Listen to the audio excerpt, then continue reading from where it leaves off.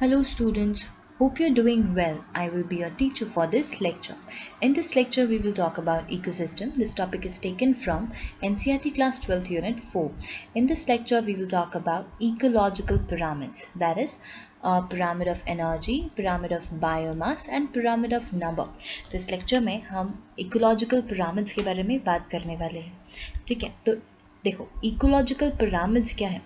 यहाँ पर फूड और energy relationship among different organisms at different trophic level जो शो किया हुआ है, ये पिरामिड के टर्म में पिरामिड ऑफ नंबर बायोमास या एनर्जी के फॉर्म में, ये नंबर बायोमास या एनर्जी के फॉर्म में शो किया हुआ है. ठीक है, सो आप देखो यहाँ पर जो फूड और energy relationship among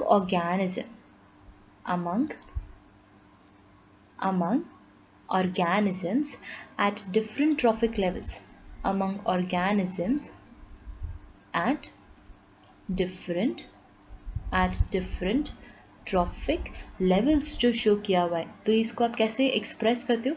is expressed as number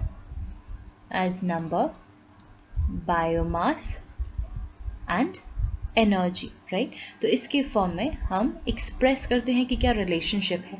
अब जो एक्सप्रेशन है it assumes as a shape of pyramid. किसके शेप में अज्यूम किया हुआ है? So it assumes as a shape of, it takes a shape of pyramid की शेप में हम इसको रिप्रेजेंट करने की कोशिश करते हैं. ठीक है, अब जो इकोलॉजिकल पिरामिड्स हैं आपके पास कैसे हैं? 3 टाइप्स ऑफ पिरामिड्स आते हैं. कैसे? We have 3 types of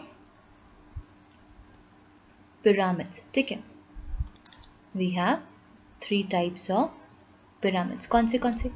first आया आपके पास pyramid of energy या pyramid of number.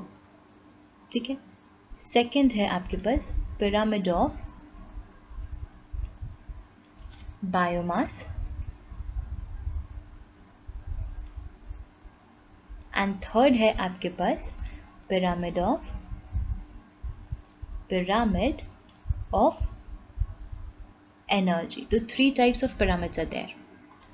आप देखो, जो पिरामिड आप लेते हो, दिस इज अ पिरामिड. तो पिरामिड में आप किस तरीके से रिप्रेजेंट करते हो? तो पिरामिड्स में जो बेस होता है ना, ये हमेशा किसके लिए होता है? पिरामिड में जो बेस है ये हमेशा प्रोड्यूसर्स के लिए होता है. ठीक है, एंड प्रोड्यूसर्स के ऊपर वाला it belongs to the primary consumer. ये क्या हुआ? ये हुआ primary consumers. ठीक है, this one belongs to the secondary consumers. ये हुए आपके secondary consumers and ये हुए tertiary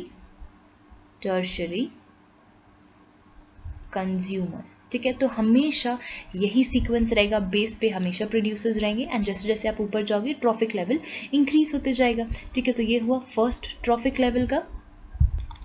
this belongs to the first trophic level. ये बिलोंग करता है सेकेंड ट्रॉफिक लेवल से. ये बिलोंग करता है थर्ड ट्रॉफिक लेवल एंड ये बिलोंग करता है फोर्थ ट्रॉफिक लेवल. ठीक है, सो ये हुए आपके पास डिफरेंट ट्रॉफिक लेवल्स. अब देखो, पिरामिड ऑफ एनर्जी नंबर ये अलग अलग तरीके से वेरी करता है. अब पिरामिड ऑफ एनर्जी जो होता है, इट इज़ ऑलवेज अपराइट. कैसा? ऑलवेज अपराइट मतलब ये हमेशा सीधा रहेगा, हमेशा सीधा रहता है. Because of 10% law, because of 10% law. तो 10% लॉ की वजह से ये हमेशा सीधा रहता है. तो मैक्सिमम एनर्जी प्रोड्यूसर्स के पास होगी और जैसे जैसे ऊपर जा रहे हैं एनर्जी हमेशा कम होती जाती है, तो हमेशा सीधा ही रहेगा. अब पिरामिड ऑफ बायोमास जो है ये नॉर्मली सीधा रहता है, but pyramid of biomass in aquatic ecosystem, pyramid of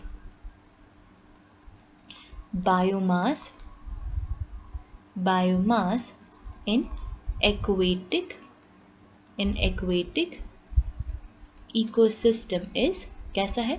it is inverted, उल्टा होता है, क्योंकि जो प्लैंक्टन्स है इनका साइज़ बहुत कम है, तो बहुत छोटे होते हैं, तो इनका बायोमास भी छोटा होगा। जैसे जैसे टॉप कंज्यूमर्स तक आप पहुंच रहे हो तो लार्ज फिशेस आती हैं, तो उनका वजन बहुत ज़्यादा है, उनका बायोमास बहुत ज़्यादा होता है।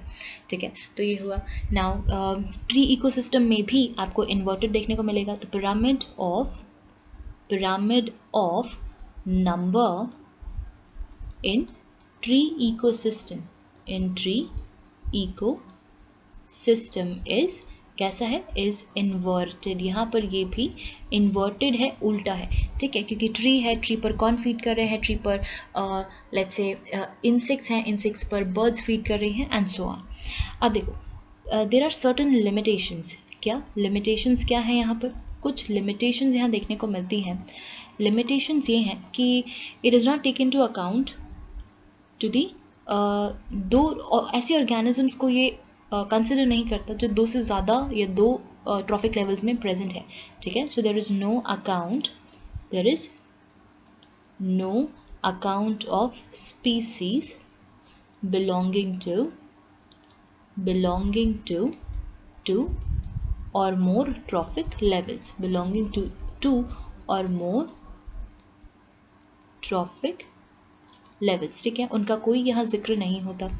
सेकेंड लिमिटेशन आप इसमें देखो, it assumes a simple food chain. ये क्या अज्यूम करके वर्क करता है? ये अज्यूम करता है simple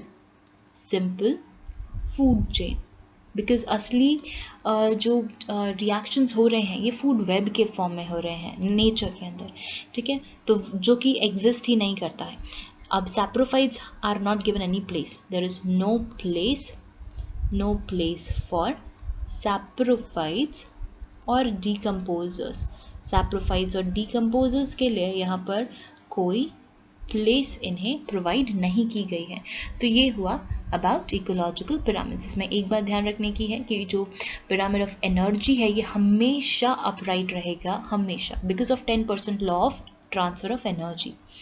so I hope you understood the explanation. Thank you.